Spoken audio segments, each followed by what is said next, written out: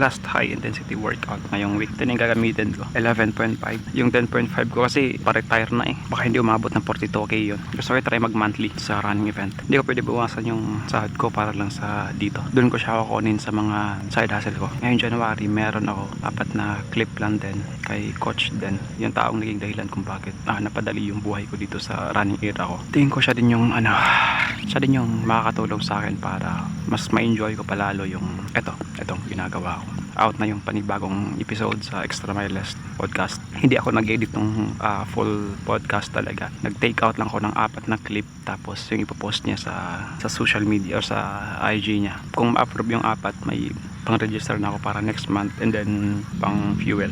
Yun yung isa sa pinangarap ko ngayong year din sana. Kasi ito na rin naman yung naging hobby ko, passion. Bakit di ko na lang gawing profession, di ba? Kasi kung halimbawa, naging full time ako sa running niche, sarap sa pakiramdam sana. Mix kasi yung niche na ini-edit ko eh. Depende sa makuhang client ng client ko. Ang advantage din naman sa kanya is, kahit anong niche, kaya ko siyang i-edit. Kaya lang, naging limit lang dun sa basic talaga. Medyo hirap akong i-improve kasi hindi ko siya laging ginagawa. For example, yung ginagawa running niche, dun at dun lang talaga mag-i-improve talaga. Focus din naman ako sa clarity, clean facing ba. Bihira lang ako maglagay talaga nung yung parang sobrang daming nagliliparan sa screen ba. Mas okay pa rin talaga na mag-stand out yung message ng creator kaysa sa editing, di ba?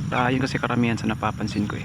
Yung message parang natatambunan siya ng editing. Kaya minsan sa comment section, ang pinag-uusapan is video editor. Hindi na yung message na gusto iparating ng creator. Ma-deliver lang maayos yung message sana. Okay na yun eh. Hindi na kailangan nung kung ano-ano pang effects ba. Naging heavy edited lang talaga yung video na ginagawa ko sa client ko pagka halimbawa napapansin ko na hindi okay yung message para lang makahabol ng views. Pero minsan kasi hindi rin kasi nag-work yung ganun talaga. Message pa rin talaga, no? Yan, storytelling. Yung kailangan mag-stand out sa content.